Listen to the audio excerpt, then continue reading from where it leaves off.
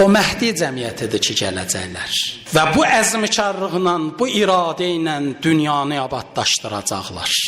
İmam Məhdi bir insanı ki, mütəal Allah onu biz insanlara vədiə olaraq saxladı. Bir gün olacaq, zuhur edəcək. Bir gün qeybə çəkildi, hüdudən 12 əsr bundan əvvəl. Bir gün də zuhur eləyəcək. Birdən belə bir axırıncı söz bunu deyib, belə bir zihində sual yarana bilər. Nədən 12 əsr təqribən bundan əvvəl? Olmazdı Məhdi bu gün günümüzdə doğula, boya başa çata və dünyanın o ali inqilabçısı ola? Cavabı budur, yox, olmazdı. Nədən olmazdı? Buna alimlər cavab veriblər. Birinci cavab budur, dünyanın o ali baş komandanı onu tərbiyə edəcək qucaqlarda, vəhyin qucağında böyüməli idi. Vəhyin ocağısa Peyğəmbər zamanına müddəssiz zamandır. Allahın hikməti 14 əsr bundan əvvəl Peyğəmbərin gəlişinin tələbində idi. Və Allah öz hikmətinə uyğun bu işi 14 əsr bundan əvvəl elədi. Amma bu vəhyin ocağının silsiləsində vədə verilmiş insanlar böyüməli idi. Həzrəti Məhdi vəhyin ən yaxın müddətində vəhyin bulağından su içib vəhy alimlərinin qucağında tərbiyə almalı idi. Day bugün İslam-ı maarifçiliyi elə günümüzdə əgər hesablayarıqsa, kitabdan, dəftərdən rabitəsi qırılmış bir məktəbdən öyrənməyəcəkdi.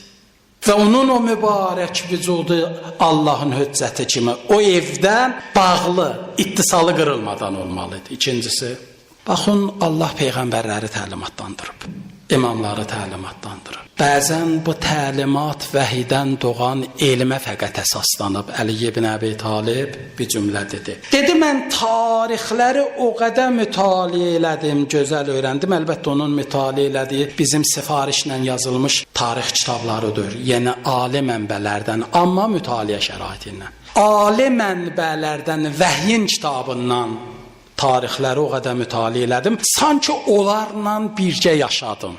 Sonda bir dənə sankisi var. Amma Allah Həzrəti Hüccəti 12 əsr elə bu günümüzə qədər pərdə arxasında sağ və salamat dünyada baş verənlərin bütün qüdrətlərin sarsılıb sönməsini ona göstərir. Baxın, adam bir dənə müharibənin, bir dənə sultanın məğlub olması, taxtının tacının bitməsi barəsində nə qədər bir kitab oxumuş olsa, bir dəfə onu bir dənə kinoda görəndə ki, necə baş verdi, daha tam təfərrüatı ilə adama bir dənə ibrət, örnək ola bilir. Düz. Bəzən bu hadisə kinodan da artıq adamın gözünün önündə keçəndə insana çox böyük dərs olur. Baxın, bu günə qədər 12 əsrdir Həzrəti Məhdinin gözləri önündə dünyanın müşahidələri var.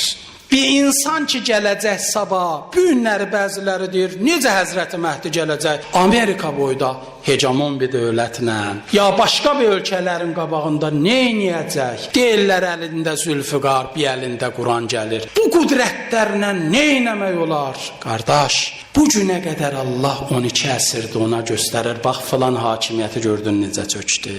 O biri hakimiyyəti, bir dənə kommunizmin çökməyini görmüşük. Əgər 50 il bundan əvvəl yaşayan ata-babalarımıza bu günləri səhər gora geçsək, birinə desək kommunist çökdü, inanınız inana bilməzlər.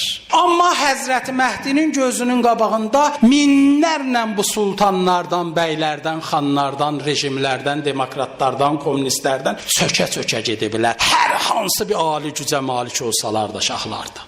Allah Həzrəti Məhdinin öyrədir, ona deyir, ey sabahın dünya məqsədli inqilabına qalxan insan, qüdrətlərin çökməyin, zavallara gəlməklərin gör və Allahın vədələrinin əməl formasına şahid ol. İkincisi bu əsrlər, zamanlar ərzində Həzrəti Məhdi insaniyyətin tərəqqisində və insanların tənəzzülündə baş vermiş idarə etmələrin üstünlük və nöqsanlı cəhətlərinin şahididir. və o da bir növ o həzrətin fərdi idarə etməsində öz təsirini buraxacaq amillərdən biridir. İmam Məhdi inqilabı bir inqilabın içində onlarla məqsədin olduğu inqilabdır. Məsələn, bəzi inqilablar var, sadəcə o inqilab ideoloji inqilabdır, dəyişən insanların fikirləridir. Yoxsa nəticə etibarı ilə insanların həyatında elə də bir şey dəyişmir. Baxımları fərqlidir, amma görürsən elə yenə fəqrin zillətin içindədirlər. Bir dənə buna da çox danışdım, bir misal verim, deyir axı Sovet İttifaqı qurulmamışdan o inqilab ərəfəsində bir ağa bəy idi. Gördü da bəyləri öldürürlər, malın mülkün qoydu, qaçdı, keçdi İrana. Bir müddətdən sonra deyir vətən havası vurdu başına. Dedi bir gedim qaranlıqda girim kəndimizə, görüm necədir cəmaət. Bu kəndimizin dağın, dərəsin, ağacların gördüm. Deyir gecə ilə xəlvəti daxil oldu bu ölkəyə, qaçaq. Elə ki girdi, kəndin içində nökəri ilə rastlaşdı. Bir nökəri ki, bir zaman bunun nökəri idi. Sonra yığışıb Allah'ını inqilab eləmişdilər. Ağalar da baş götürüb qaçıb. Gördü da məni gördü da satacaq, tutulacam. Getdim. Da cəhənnim keçib. Dedi nökər. Dedi hə. Dedi nökər.